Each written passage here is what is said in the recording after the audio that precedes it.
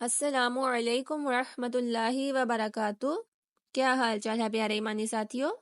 تو کیا آپ کو پتا ہے کہ دعاؤں کی قبولیت سے اس دنیا میں بھی معجزے ہوتے ہیں؟ تو چلیے، اس کی مثال کے لیے میں ایک بہت پیاری چھوٹی سی سٹوری آپ کے ساتھ شیئر کروں گی۔ تو سٹارٹ کرتے ہیں۔ آخری دعا بھی قبول ہو گئی، یہ سٹوری کا نیم ہے۔ تو سٹوری کو ذرا دیکھتے ہیں۔ اس کا نام ڈاکٹر احمد تھا اور وہ اپنے ملک کا معروف طبیب تھا۔ لوگ اسے چیک اپ کروانے اور مشورہ لینے کے لیے کافی دیر تک انتظار کرتے۔ اس کی شہرت بڑھتی چلی گئی۔ اس کے ملک کے ایک بڑے شہر میں ایک انٹرنیشنل میڈیکل کانفرنس کا انعقاد ہونے جا رہا تھا، جس میں اسے بھی دعوت دی گئی۔ ڈاکٹر احمد کی خدمات کے پیش نظر فیصلہ ہوا کہ وہ اس کانفرنس میں مکالمہ پڑے گا اور اسے اعزازی شیلڈ اور سرٹیفکیٹ بھی دیا جائے گا۔ ڈاکٹر احمد اپنے گھر سے ایئرپورٹ کی طرف روانہ ہوا۔ آج وہ بہت خوش تھا، بہت ایکسائٹڈ تھا اور پرسکون تھا۔ آج شام اسے خصوصی تکریم اور عزت سے نوازا جائے گا، یہ سوچ کر وہ اور زیادہ خوش ہو جاتا۔ ایئرپورٹ پر معمول کی چیکنگ کے بعد فوراً ہی وہ ہوائی جہاز میں سوار ہو گیا اور اس کی فلائٹ شیڈول کے مطابق پرواز کر گئی۔ کوئی آدھ پون گھنٹے کے بعد ایئر ہوسٹس کی آواز سنائی دی۔ وہ اعلان کر رہی تھی، معزز حضرات، ہم معذرت خواہ ہیں کہ طیارے میں فنی خرابی کی وجہ سے مجبور ہو کر اسے قریبی ایئرپورٹ پر اتارا جا رہا ہے۔ ہمارے پاس اس کے سوا کوئی چارہ نہیں ہے۔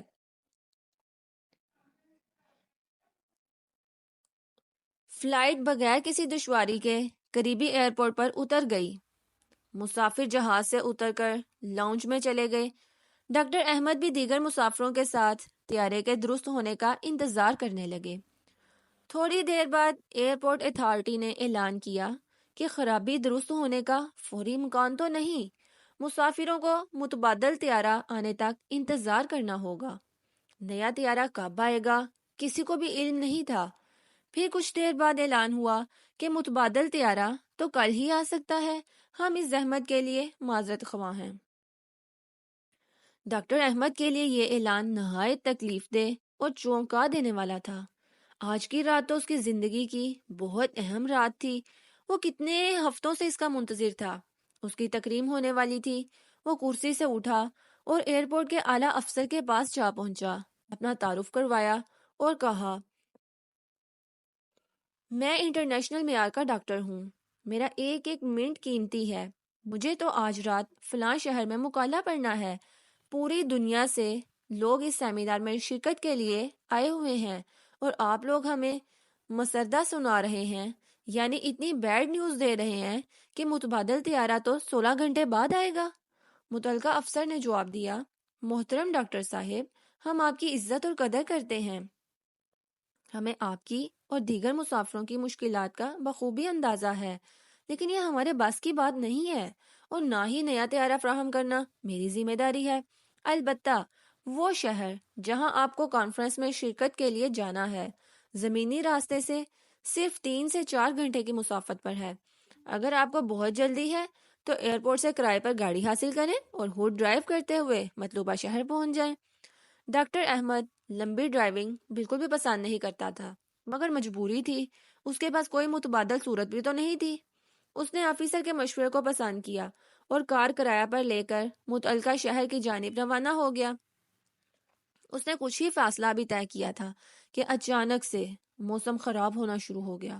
آنن فانن سیاہ گھنے بادلوں نے آسمان ڈھانپ لیا، تیز آندھی بھی شروع ہو گئی اور طوفان، اور دیکھتے ہی دیکھتے زوردار بارش شروع ہو گئی۔ اندھیرا چھا گیا اور آہستہ آہستہ وہ راہ سے بھٹکنے لگا۔ اس کی گاڑی کا رخ کسی بھی غلط سمت کی طرف مڑ گیا۔ موسم کی خرابی کے باعث سے اسے اندازہ ہی نہ ہو سکا کہ وہ کدھر جا رہا ہے۔ 2 گھنٹے کی مسلسل ڈرائیونگ کے بعد اسے یقین ہو گیا کہ وہ راستے سے بھٹک چکا ہے۔ بھوک اور تھکاوٹ کا احساس بھی اسے ستانے لگا۔ اس کے پاس کھانے پینے کی کوئی بھی خاص چیز نہیں بچی تھی۔ کسی محفوظ ٹھکانے کی تلاش اس کے دل و دماغ پر سوار تھی، جہاں کھانے پینے کی کوئی چیز مل سکے۔ وقت تیزی سے گزرتا چلا گیا اور رات کا اندھیرا پھیلنا شروع ہو گیا۔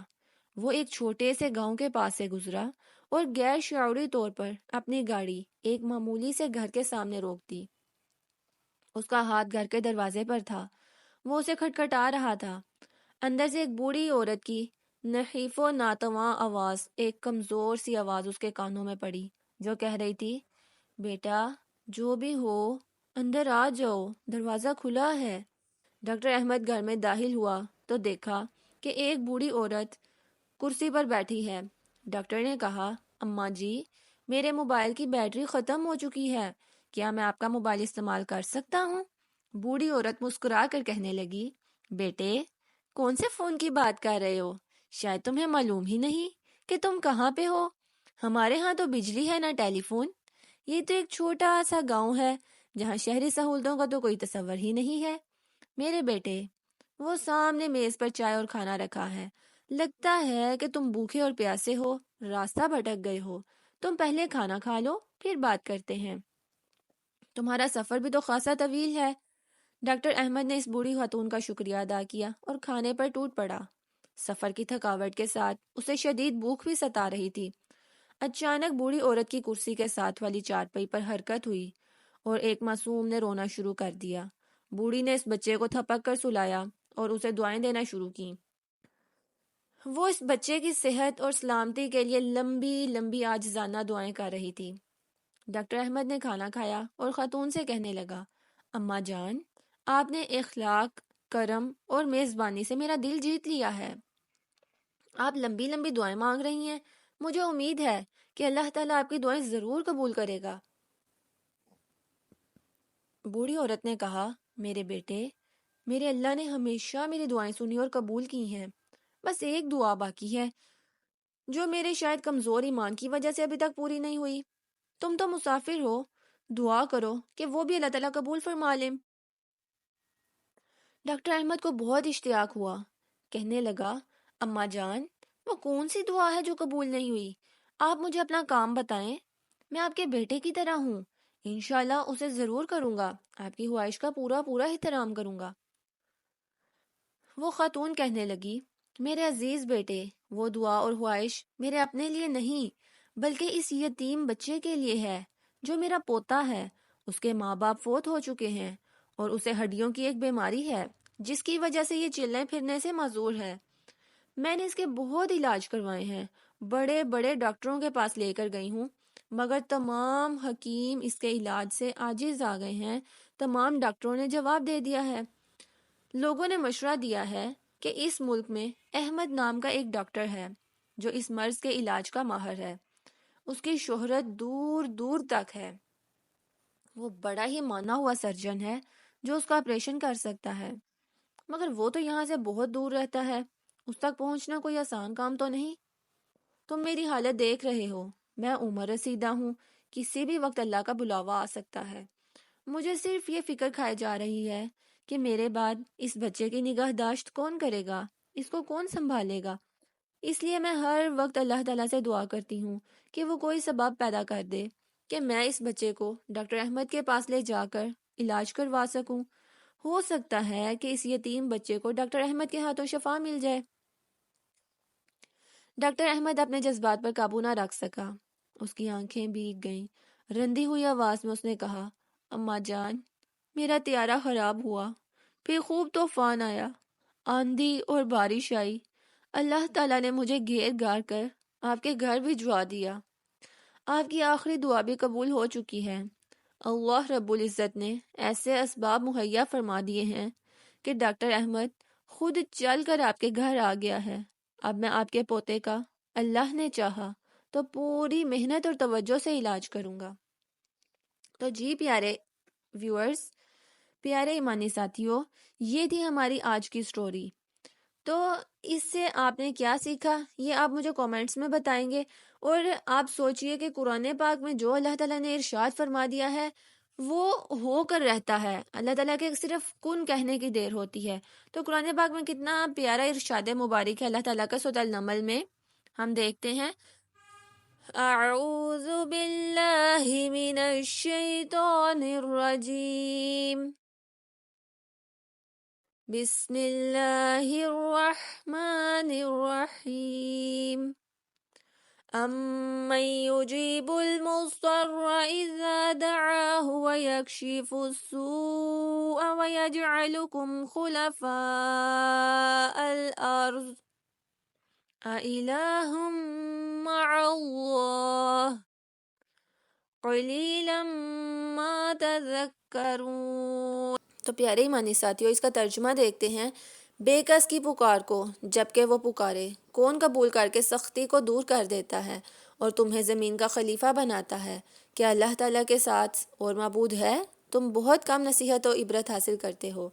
تو پیارے ایمانی ساتھیوں، آپ نے اس سٹوری سے کیا سیکھا؟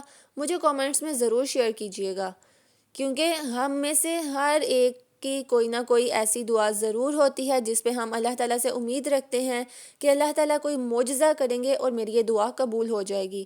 اور یہ بات زندگی میں ہمیشہ یاد رکھیے گا کہ اللہ تعالیٰ کی طرف سے معجزے ضرور ہوتے ہیں، اور ہم نے جو بات سوچی بھی نہیں ہوتی، ہمارے وہم و گمان میں بھی نہیں ہوتی، اللہ تعالیٰ کے کن کے اشارے سے وہ بات، وہ کام، وہ ہمارا منصوبہ پایۂ تکمیل تک پہنچ جاتا ہے، اور پھر ہم کہتے ہیں کہ واقعی اللہ کا ایک معجزہ ہوا ہے۔ تو اب اس سٹوری سے آپ سب نے کیا لیسن لیا، یہ آپ سب مجھے کومنٹس میں ضرور شیئر کیجیے گا۔ انشاءاللہ میں آپ کے لیے ایسی ہی مزید اچھی سے اچھی ویڈیوز لاتی رہوں گی۔ جزاکم اللہ خیرا کثیرا، waiting for your beautiful comments.